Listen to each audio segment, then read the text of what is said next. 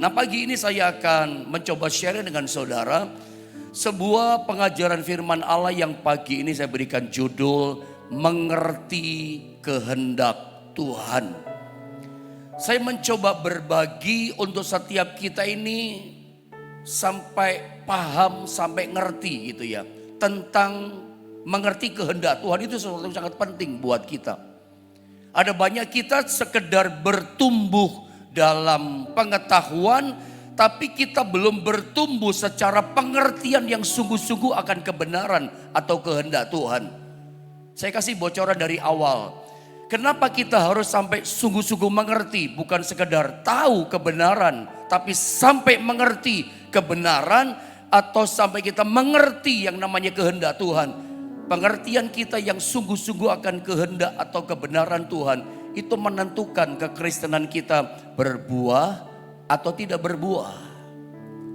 Kadang-kadang saya sering mendengar jemaat datang telepon atau datang berkata, Pak Pendeta, Pak Gembala, tolong bantu doa saya. Saya bingung mau ngambil keputusan mana yang saya mau pilih. Apakah saya keluar dari pekerjaan di sini atau saya terima tawaran pekerjaan di luar kota yang gajinya 3 kali lebih besar. Orang bingung ngambil keputusan. Saya suka ajarkan sama saudara, ketika kita salah memilih, salah ambil keputusan, ingat itu dampaknya, impactnya tidak sesederhana yang kita pikirkan. Begitu Anda salah ambil keputusan, Anda bisa ngalami seperti Lot. Ketika dia salah ambil keputusan, Sodom Gomora hancur loh hidupnya. Ingat Naomi salah ambil keputusan bersama suaminya Elimelech, hancur dia di Moab. Dia berpikir Moab menjanjikan, Lot berpikir Sodom Gomora, wah tempat yang makmur, tempat yang menyenangkan, yang subur, yang hijau, yang baik, bikin kemakmuran buat bisnisnya dan keluarganya. Ternyata keputusannya salah. Kelihatannya hebat di sana, kelihatannya menjanjikan, begitu keputusan salah. Hancur semuanya, bukan cuman ekonomi hancur, bukan cuman bisnis usaha yang dibangun, yang namanya karier dibangun begitu lama hancur, sampai keluarganya hancur. Istri jadi tiang garam.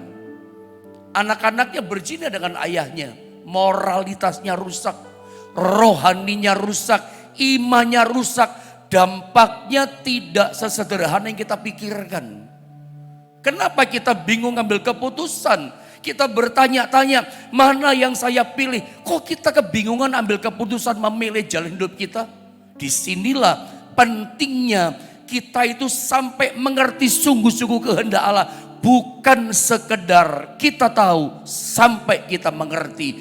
Kita jangan puas hanya bertumbuh pada pengetahuan kebenaran sampai sungguh-sungguh mengerti berbuah atau tidak, bahkan bisa tahu keputusan yang benar itu dari mengerti betul-betul akan kehendak Allah. Ini pentingnya. Saya kasih bocoran dari depan. Mari kita baca ayatnya sekarang. Efesus pasal 5 ayat 17. Mari Bapak Ibu Saudara sama-sama kita baca ayat firman Allah ini. 1, 2, dan 3. Sebab itu janganlah kamu bodoh, tetapi usahakanlah supaya kamu mengerti kehendak Tuhan. Saya baca ulang sekali lagi, tolong Anda perhatikan baik-baik ayat yang saya coba sampaikan sama saudara ya. Sebab itu dikatakan janganlah kamu bodoh. Kalau bahasa rohani, bahasa Alkitab maksud saya, bodoh itu lawannya bijaksana. Tuhan tidak ingin kita seperti 5 darah yang bodoh. Yang Tuhan inginkan kita anak-anaknya, umatnya menjadi bijaksana. 5 darah yang bijaksana, bukan bodoh. Makanya untuk kita bijaksana, kalimat berikutnya begini. Untuk kita bijaksana sebagai orang Kristen. Tetapi usahakanlah, butuh usaha. Usaha untuk apa? Supaya usaha sampai kita dikatakan supaya kamu mengerti kehendak Tuhan.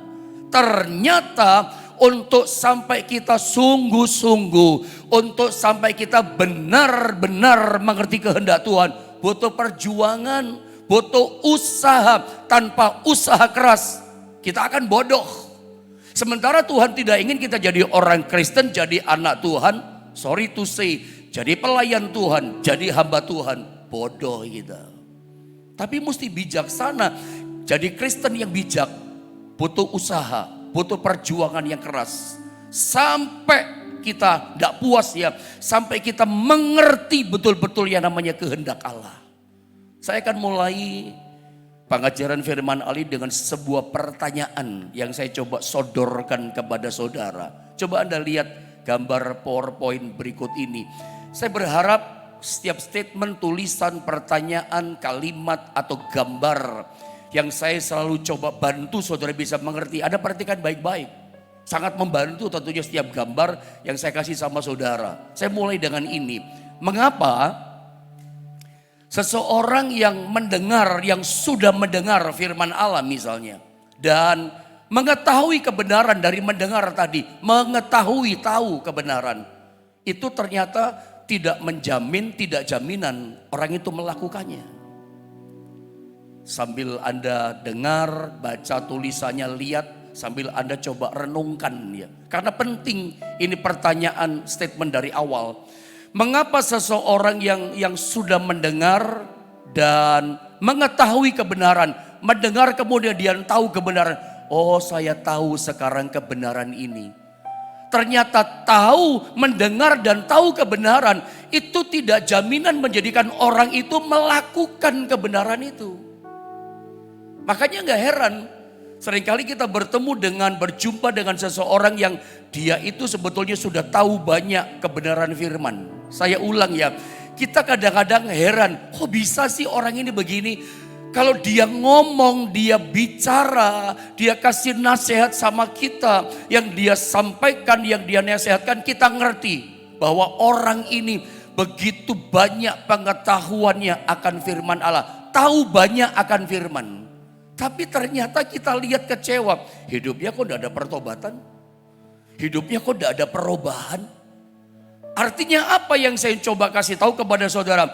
Orang ini tahu banyak akan kebenaran, tahu banyak tentang kehendak Allah atas hidupnya. Dari firman yang dia tahu itu, ternyata firman yang banyak dia tahu tidak banyak menolong dia, tidak banyak bisa mengubahkan hidupnya. Kenapa? Karena kalau kita lihat kembali next ayat ini dikatakan begini, sebab itu janganlah kamu bodoh. Termasuk orang bodoh ini Kristen begini, udah tahu banyak tapi nggak membantu dia, nggak menolong dia, tidak mengubahkan hidupnya. Ini golongannya Kristen yang bodoh. Sorry loh saya katakan, firman yang berkata bukan saya. Makanya penting, tetapi usahakanlah supaya kamu mengerti kehendak Allah. Kalimatnya tidak berkata begini, tetapi usahakanlah supaya kamu tahu kehendak Allah. No, Alkitab firman Allah tidak mengajar, tidak berkata supaya kamu tahu kehendak Allah. Tapi Alkitab katakan supaya kamu mengerti kehendak Allah. Mengerti kehendak Tuhan. Karena tahu saja tidak banyak membantu, tidak banyak menolong kita. Tahu banyak kebenaran firman Allah, tidak banyak mengubah hidup kita. Makanya kadang-kadang kita lihat orang ini udah lama jadi Kristen, ke gereja, banyak dengar firman, kok tidak banyak perubahan? Kok tidak ada sesuatu yang signifikan mengubah hidupnya? Kenapa kekristenannya tidak mengalami kemaksimalan gitu?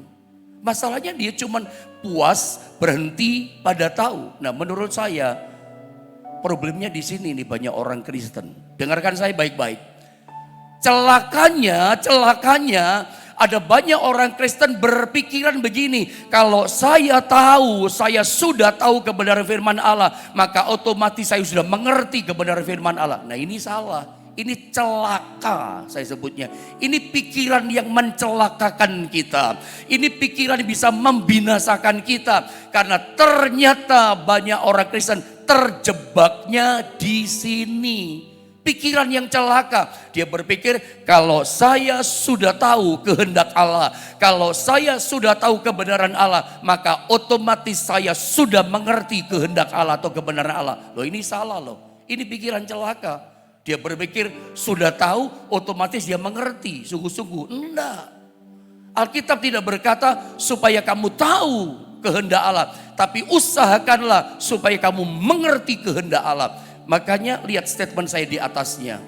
Bukan seberapa yang kita tahu, tetapi yang Tuhan minta seberapa yang kita mengerti. Bukan seberapa banyak yang saya tahu, tetapi seberapa banyak yang saya mengerti. Itu yang mengubahkan saya. Itu yang akan sangat menolong, membantu dalam kehidupan saya. Bukan sekedar tahu, tapi sampai kita mengerti sungguh-sungguh. Saya berharap dengan gambar berikutnya ini bisa membantu kita banyak, menolong kita banyak menangkap gambar ini.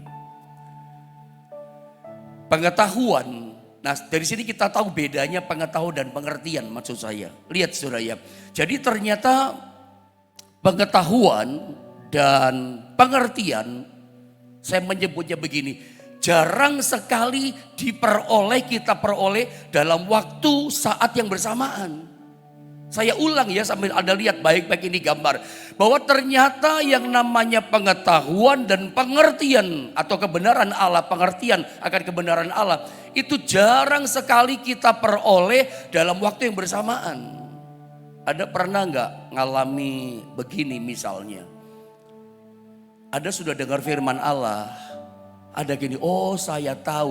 Otomatislah ketika kita dengar firman Allah, kita menjadi tahu, bertumbuh dalam pengetahuan kita. Yang tadi nggak tahu, sekarang jadi tahu. Saya suka ajarkan bertumbuh dalam pengetahuan. Otomatis kita makin lama makin jadi orang Kristen, makin lama makin jadi anak Tuhan, rajin ke gereja, rajin beribadah, rajin ikut komsel kalau ada komsel di gereja Anda.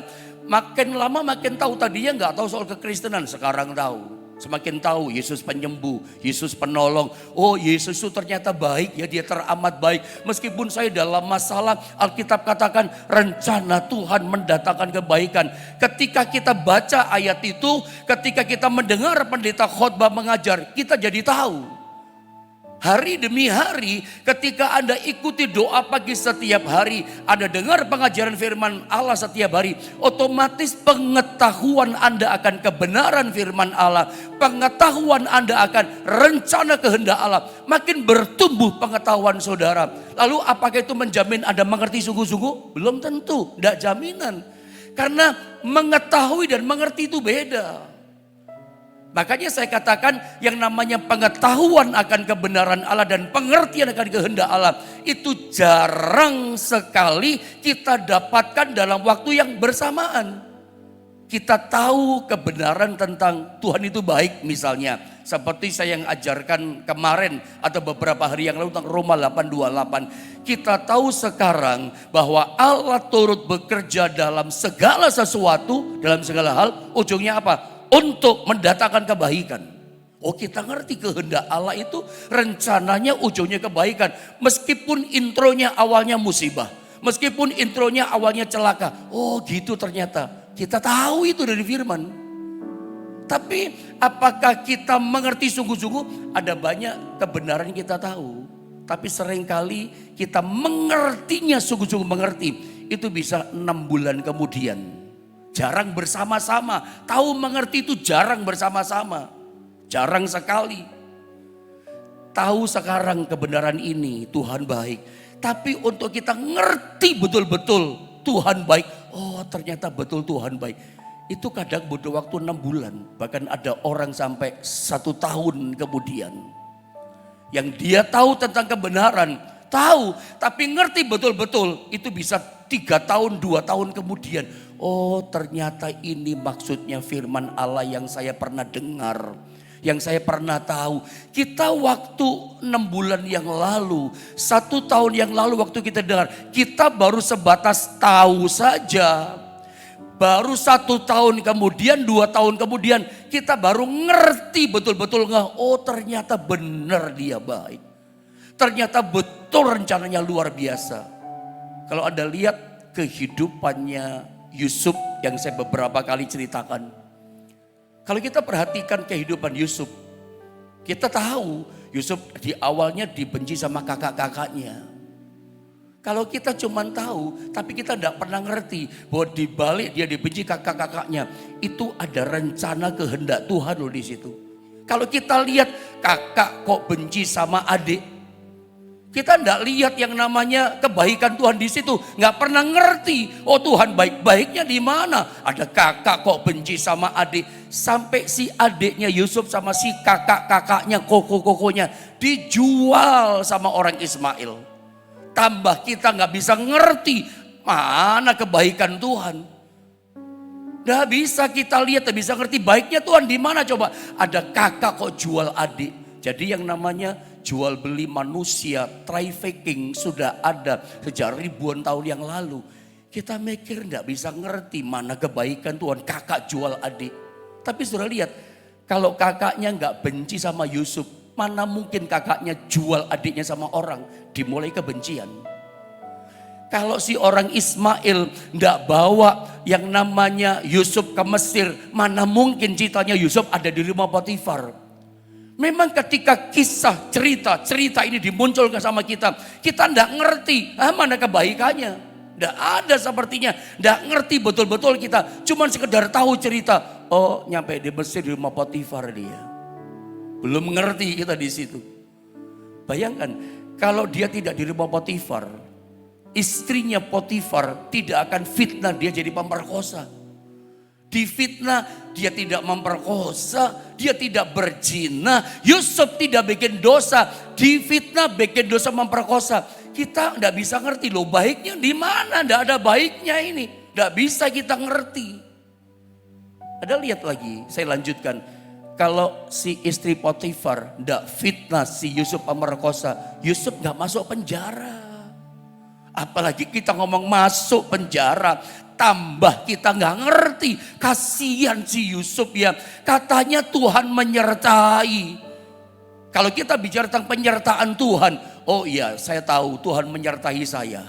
Dan kita berpikir namanya penyertaan Tuhan itu pasti indah. Hidup kita di covering sama Tuhan. Oh Tuhan luputkan kita dari ini. Tuhan luputkan kita dari ini. Itu pikiran kita. Penyertaan Tuhan dalam hidup kita. Selalu kita berpikir yang baik-baik, yang indah-indah, yang manis-manis. Giliran masuk penjara Yusuf, kita tidak bisa ngerti. Masuk penjara, mana ada itu penyertaan Tuhan. Tidak bisa kita ngerti.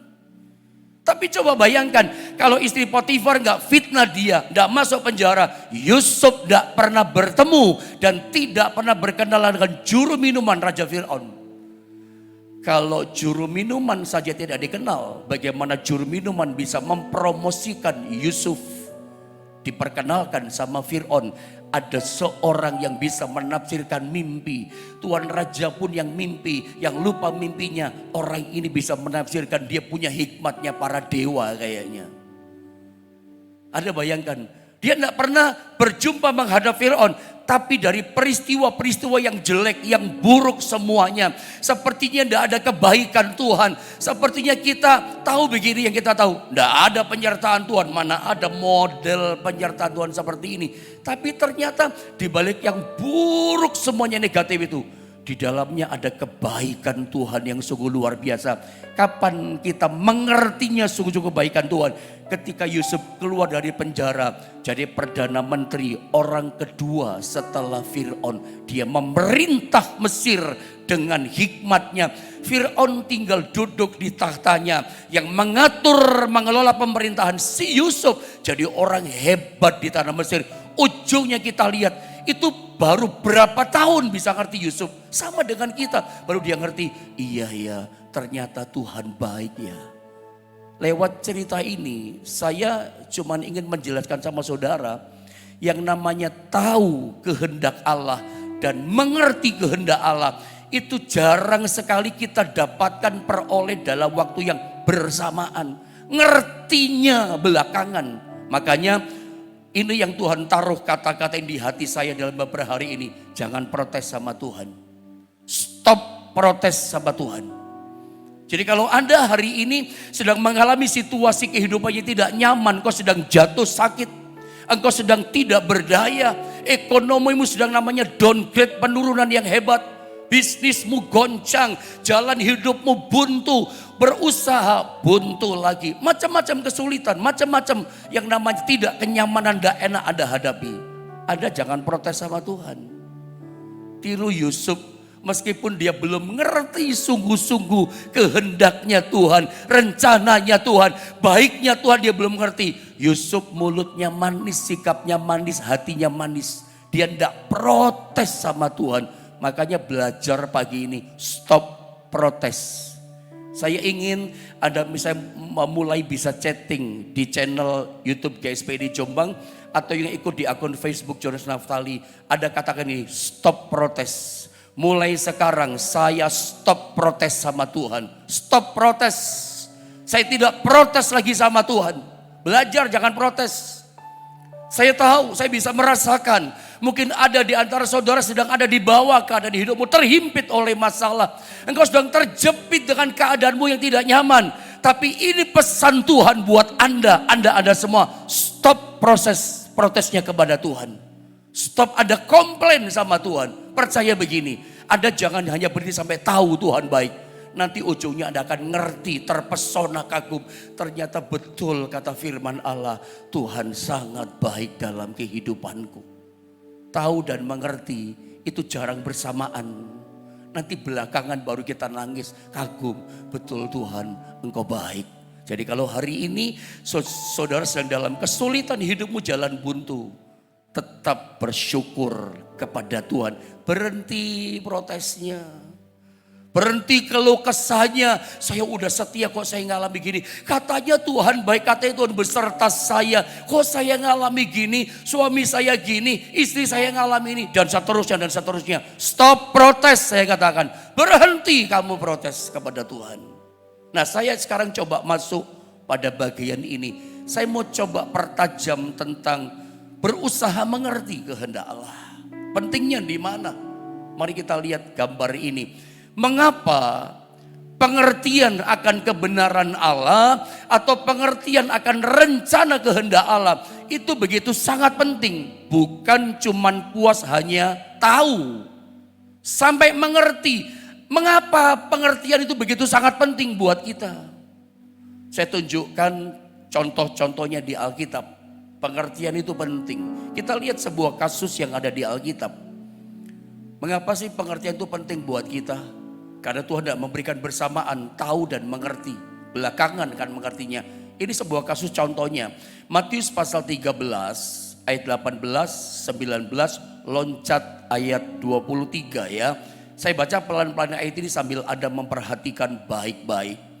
Karena itu dengarlah arti perumpamaan penabur itu. Kepada setiap orang yang mendengar firman tentang kerajaan sorga, tentang kebenaran Allah, tentang kehendak Allah. Sudah mendengar, setiap orang yang sudah mendengar firman. Alkitab katakan apa? Tetapi tidak mengertinya. Sudah dengar, tahu dia. Tapi belum tentu dia ngerti loh. Bahkan dikatakan tetapi tidak mengertinya. Datanglah si jahat dan merampas yang ditaburkan dalam hati orang itu. Itulah benih, bicara firman Allah, yang ditaburkan di pinggir jalan. Yang ditaburkan di tanah yang baik ialah, perhatikan ini, orang yang mendengar firman itu, dengar bukan cuma tahu, dan mengerti, bukan dan mengetahui. Alkitab tidak katakan orang yang mendengar firman itu dan mengetahui atau tahu, enggak. Sampai mengerti kata Alkitab. Dan karena itu, karena dia mengerti kebenaran firman Allah itu, ia berbuah. Ini yang saya katakan dari awal bocoran di depan. Ada yang 100 kali lipat dia berbuah, ada yang 60 kali lipat dia berbuah, ada yang 30 kali lipat dia berbuah. Apa pentingnya sampai kita ngerti kebenaran Allah? Bukan cuman puas sekedar tahu kebenaran, tahu kehendak Allah, sampai ngerti sungguh-sungguh. Makanya butuh usaha. Rindukan, saya rindu sampai mengerti kebenaran-Mu Tuhan. Sampai ngerti sungguh-sungguh kehendak rencana-Mu dalam kehidupanku. Kejar itu. Karena ternyata pentingnya sampai kita mengerti sungguh-sungguh kebenaran Allah, kehendak Allah. Itu menentukan hidup kekristenan kita berbuah atau tidak berbuah. Makanya saya katakan dari awal, tidak usah heran ketemu orang yang pengetahuannya banyak akan firman Allah, hidupnya tidak berbuah. Tidak ada pertobatan, kelakuannya sama, mulutnya sama. Kalau ngomong firman Allah manis, tapi kalau punya masalah, emosi, mulutnya rusak. Karena apa? Ya dia cuma tahu firman. Makanya tahu firman, tidak jaminan orang itu melakukan firman. Tapi kalau orang sampai mengerti sungguh-sungguh, kayaknya nggak mungkin dia nggak melakukan firman. Ngerti sungguh-sungguh kok. Saya kasih yang lain, contoh yang lain, coba lihat. Jika benar-benar kita itu mengerti kebenaran firman Allah atau kehendak Allah, kita sungguh-sungguh mengerti. Saya tulis begini, mustahil kita tidak melakukannya. Ini penting loh saudara ya. Kita itu kalau benar-benar ngerti sungguh-sungguh rencana Allah, ngerti sungguh-sungguh perintahnya Tuhan, kehendak Allah, kebenarannya, kayaknya nggak mungkin gitu loh. Udah ngerti sungguh-sungguh, mustahil kita itu nggak kerjakan, nggak lakukan kebenaran perintahnya itu. Contoh kasus ayatnya 2 Korintus 9 ayat yang ke-6 ini cuma contoh buat kita supaya Anda dapat pencerahan. Saya baca ya, apa kata firman contohnya buat kita. Camkanlah ini, kata firman Allah, renungkan ini baik-baik.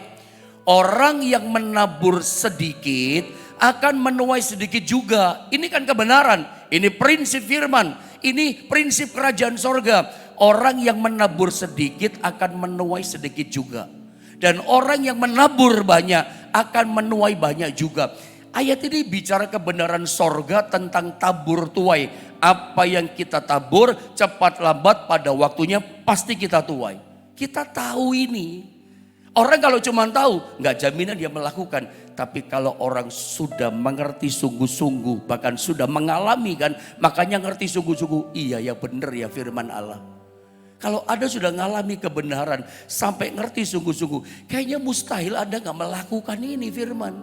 Karena Anda tahu menabur di sini bukan cuma bicara uang. Saya hampir jarang bicara soal uang sama saudara. Karena memang menabur ini bukan hanya bicara uang. Saudara diingatkan Tuhan nama seseorang. Lalu saudara tergerak mendoakan orang itu. Itu menabur loh. Beruntung, berbahagia Anda bisa berdoa buat orang lain.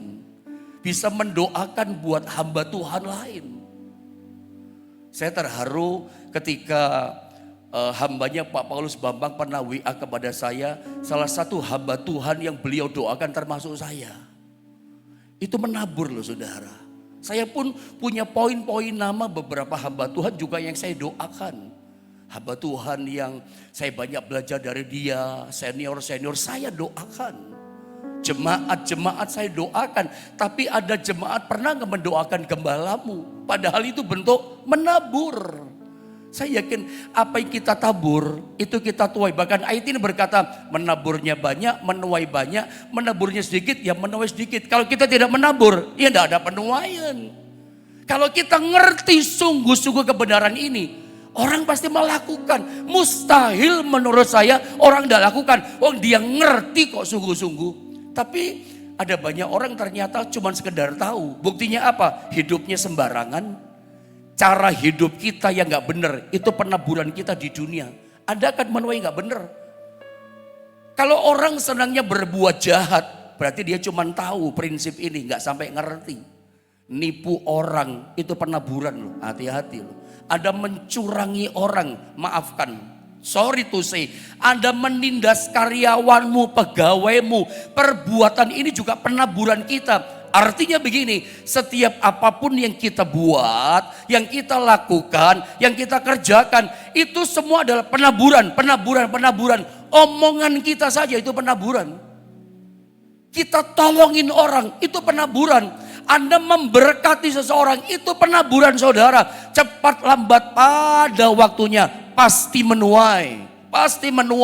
Nanti jangan kaget. Loh aku kok menuai ini. Anda menabur yang salah. Kejahatan kita tabur. Menuainya cepat lambat pasti kejahatan. Ada menipu orang. Jangan kaget.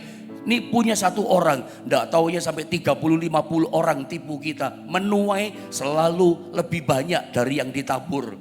Dan apa yang kita tabur jenisnya sama dengan yang kita tuai.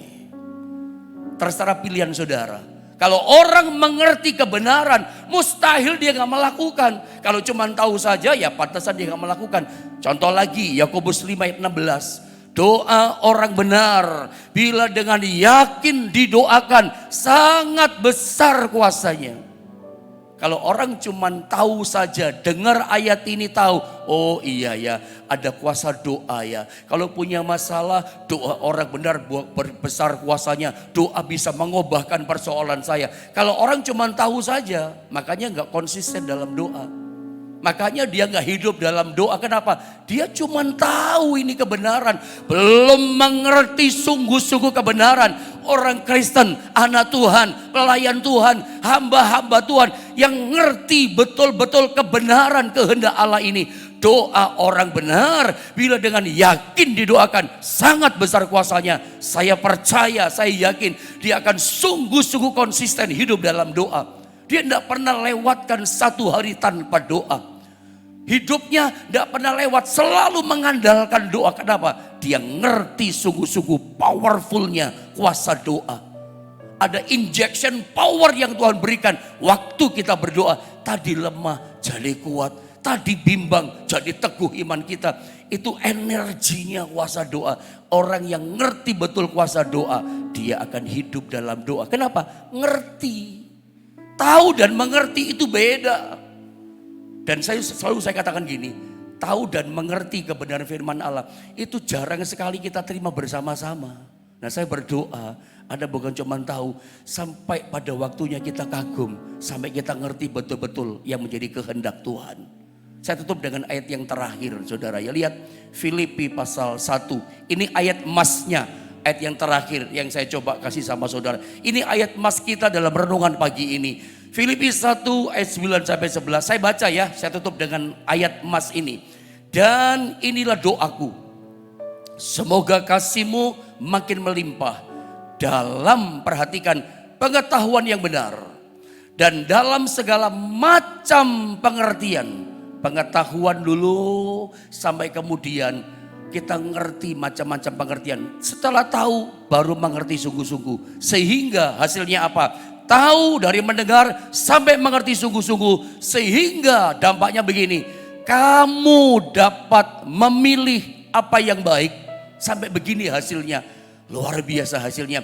Kita bisa memilih memutuskan yang baik dalam hidup kita. Tidak bingung, tidak sedikit-sedikit tanya, pendeta bagaimana keputusannya. Anda sudah tahu di hati saudara, udah ngerti sungguh-sungguh kebenaran Allah. Sehingga kamu dapat memilih apa yang baik supaya kamu suci dan tak bercacat menjelang hari Kristus. Penuh dengan buah kebenaran luar biasa yang dikerjakan oleh Yesus Kristus untuk memuliakan dan memuji Allah. Ini ayat emas dalam doa pagi saat ini. Jangan puas cuma tahu. Sampai proses mengerti betul-betul kebenaran Allah, kehendak Allah buat kita. Hasilnya apa? Kalau kita tahu dan terus kita berusaha sampai ngerti sungguh-sungguh kebenaran Allah, kita bisa jadi orang yang memilih dengan tepat. Tidak jadi orang yang bingung, bertanya sana, bertanya sini. Anda bertanya pada orang yang salah, terjerumus kita. Boleh sih bertanya. Pertama kepada siapa kita bertanya? Kepada Tuhan. Kedua kepada siapa? Kepada pembimbing rohani kita bertanya. Karena kadang-kadang pembimbing rohani sudah kasih pengertian. Tidak ngerti juga ada waktunya seperti itu. Pembimbing rohani kita, bapak rohani kita, kakak-kakak rohani kita. Udah jelasin pertanyaan kita. Tetap tidak ngerti. Kabar baiknya begini, masih ada Tuhan. Ada pewahyuan. Saya kasih tambahan ayat ya di dalam, coba next di dalam Efesus pasal 1, coba kasih gambarnya. Nah ini, yang terakhir ini, pengetahuan diperoleh lewat belajar, pengertian diperoleh lewat pewahyuan dari Allah. Ini kabar baiknya. Saya tutup dengan ini lalu selesai ya. Dan meminta kepada Allah Tuhan kita Yesus Kristus, yaitu Bapa yang mulia itu, supaya ia memberikan kepadamu roh hikmat dan wahyu untuk mengenal dia dengan benar, dan supaya ia menjadikan mata hatimu terang, agar kamu mengerti pengharapan apakah yang terkandung dalam panggilannya dan seterusnya. Kalau orang sudah terangkan sama kita, Pembimbing rohani udah kasih tahu sama kita, masih tidak ngerti juga kita.